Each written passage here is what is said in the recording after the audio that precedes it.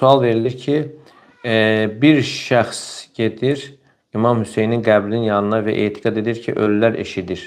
O deyir ki, ey Hüseyin, Allahdan məni bağışlanmasını istə, bu şirkdir yoxsa bidət? Yəni, bu şirkdir.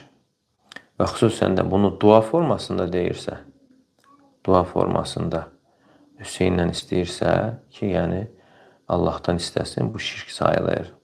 Çünki dua Allaha aiddir.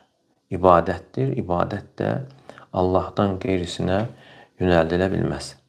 Yəni, heç kəs belə gedib demir ki, belə mənim üçün istə. Çoxsu əllərini qaldırıb dua formasında edir bunu.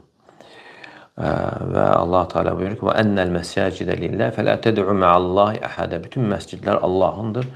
Allahla yanaşı heç kəsi çağırmayın. Dua ibadətdir. Peyğəmbər sallallahu aleyhi ve sellem buyurur ki, Əd-dua huvel-ibadə. Dua özü ibadətdir.